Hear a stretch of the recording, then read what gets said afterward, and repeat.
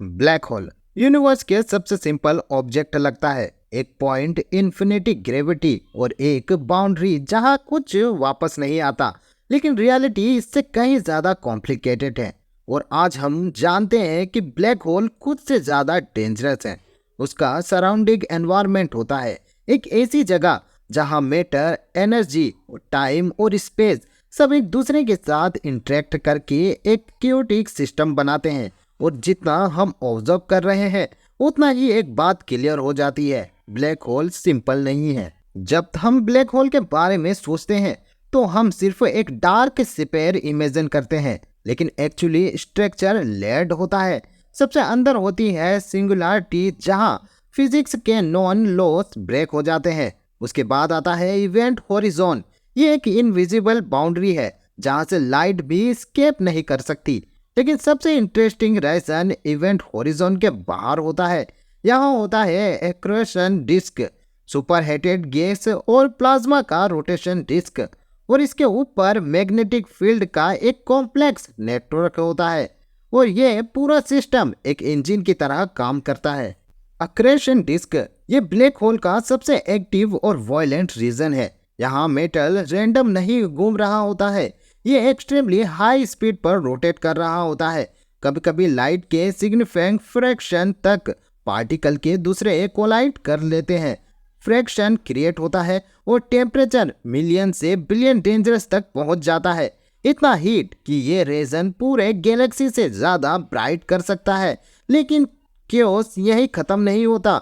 Disc के अंदर turbulence create होता है, मैग्नेटिक फील्ड ट्विस्ट और स्नैप होते रहते हैं। कुछ मेटल अंदर गिरते हैं, लेकिन कुछ सडनली एनर्जी गेन करके बाहर थ्रू हो जाते हैं। ये एक परफेक्ट स्टेबल सिस्टम नहीं है, ये कंसिस्टेंसी चेंज करता रहता है। ब्लैक होल के पास सिर्फ ग्रेविटी स्ट्रॉन्ग नहीं होती, स्पेस टाइम खुद डिस्टॉर्ट हो जाता है।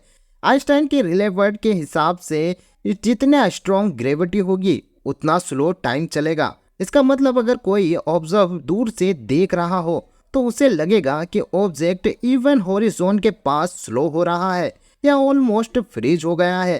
साथ ही लाइट भी स्ट्रेट लाइन में ट्रेवल नहीं करती, वो कर्व होने लगती है, जिसे हम ग्रेविटेशनल लेसिंग कहते हैं। इस वजह से ब्लैक होल के आसपास के रीजन डिस्ट्रॉर्ट और वार्म दिखते हैं। सबसे सरप्राइजिंग डिस्कवरी, ब्लैक होल सिर्फ कंज्यूम नहीं करते, वो पावरफुल जेट्स भी प्रोड्यूस करते हैं। ये जेट्स ब्लैक होल के पोल्स से निकलते हैं और इनकी स्पीड लाइट के करीब होती है। ये 1000 नहीं, मिलियंस लाइट ईयर्स तक ट्रेवल कर सकते हैं और अपने रेस्ट में पूरी गैलेक्सी के स्ट्रक्चर को इन्फ्लुएंस कर सकते हैं। अब सवाल ये है, जब ब्लैक होल सब कुछ अंदर खींच रहा है तो ये एनर्जी बाहर कैसे आ रही है? आंसर छुपा है ब्लैक होल के रोटेशन में। जब ब्लैक होल स्पिन करता है तो वो स्पेस टाइम को भी साथ में ट्विस्ट करता है। इस प्रोसेस को कहते हैं फ्रेम ड्रैगिंग। मैग्नेटिक फील्ड इस ट्विस्टिंग को यूज करके और एनर्जी को एक्सट्रैक्ट कर देता है। यह एनर्जी जेट्स के फॉर्म में रिलीज होती है। इसका मतलब ब्लैक होल इनडायरेक्टली एक पावर सोर्स की तरह बिहेव करता है, लेकिन एग्जैक्ट मैकेनिज्म अभी भी फुली अंडरस्टूड नहीं है। प्रॉब्लम यह है कि हम ब्लैक होल को डायरेक्टली ऑब्जर्व नहीं कर सकते।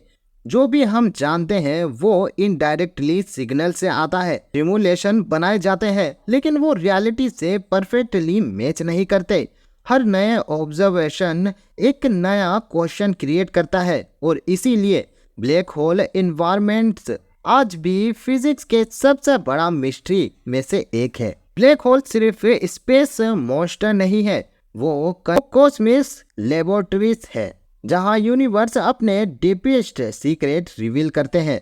और शायद इन्हें समझकर ही हम यूनिवर्स को ट्रूली समझ पाएंगे।